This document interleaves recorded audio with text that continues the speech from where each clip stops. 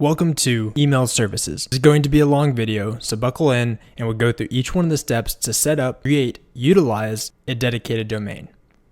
To find email services, click on the settings in the bottom left-hand side of your account, and inside the settings section, scroll down until you see email services. Once inside, you most likely will see this pop up that says create a dedicated domain. There's a couple of reasons why you should consider upgrading to a dedicated domain in your account. So let's click Create Dedicated Domain. Once you've clicked this part, you can then enter a domain name. The domain name that you choose can have a unique subdomain at the beginning. Options include no reply, .yourdomain. Others may be mail, .yourdomain, or marketing. .yourdomain. Make sure to think about the subdomain and the use case for this domain before filling out these details. Once you've filled in your domain, let's click Add and Verify. Your domain URL will show up inside of this box, and you have two options. You can either click on Continue or Add Record manually. When you click on Add Record manually, you'll be presented with the DNS records that you will need to manually copy and paste into your DNS account, such as GoDaddy or Cloudflare, among others. In our case, let's click Continue to automatically add these records into your account. You'll need to make sure that you are signed in to your domain and DNS records account to be able to automatically connect. Once your domain provider is found, then you can click on Authorize Domain. You will then be redirected to your DNS provider's authorization page. Make sure you verify each one of the records that are going to be added, and finally click on Authorize.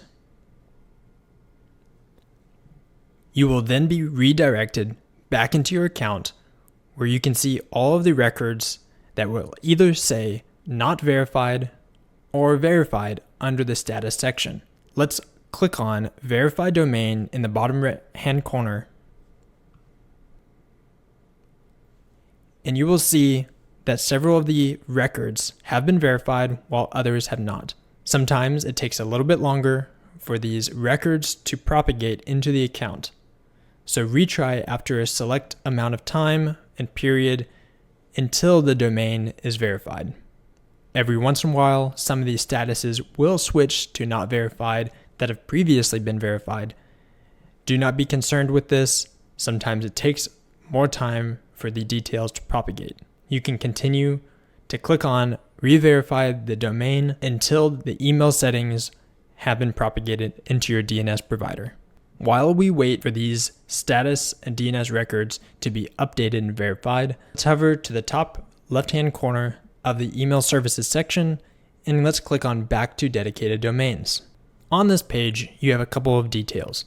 You'll be able to see the domain record at the top. Below this, you'll have dedicated header in which you can apply this for all emails that are sent through this domain.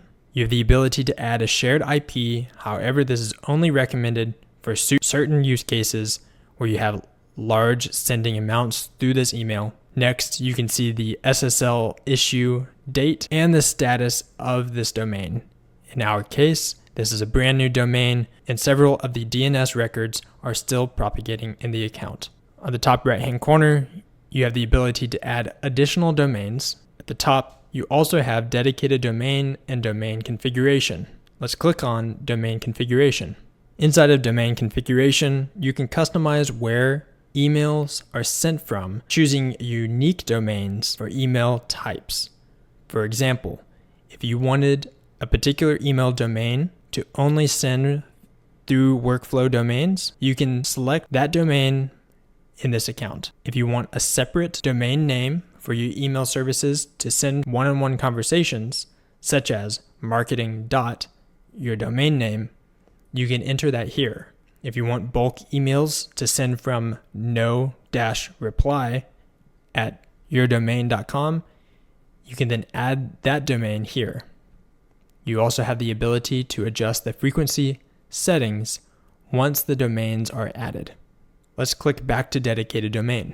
Inside of this section, let's click on the three dots in the upper left-hand corner of your domain box. At the moment, we have the ability to set headers in which we can enter in a from name that is a designated header for which all emails originating from this domain will send. Clicking back at the three dots, you also have the ability to delete the domain and verify the domain.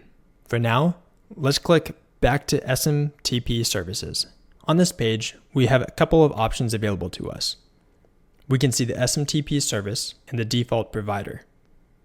Next, we have reply and forward settings. In this section, you'll be able to set up emails as your forwarding address. Note that forwarding addresses cannot use the same domain as your sending domain, so that you prevent infinite loops. You also have the ability to BCC emails inside of your account and forward emails to an assigned user. Next, you can select a reply address to be added to all emails. This will set a default reply email to all emails in your account. However, this reply causes conversations that are replied to not being able to be tracked in a conversation thread within your account. Next, we can look at email analytics. Each one of these boxes can be sorted by a unique amount of time and additional filters by email source. You can click on individual email boxes to sort your email report. Next, you can look at the risk assessment and keep track of the email verifications and the risk associated with each. Let's click back at SMTP services. In this area, we can add additional services, providers such as Outlook, Gmail, SendGrid, and others, or add additional dedicated domains by clicking on Dedicated Domain. Once all the status sections are switched to verified, your account will be ready to send. Make sure you follow proper email warm-up sequencing to make sure that your reputation of your dedicated email stays consistent to allow you to send. There's one additional record that's a DMARC record that says optional, but you should add it to your account.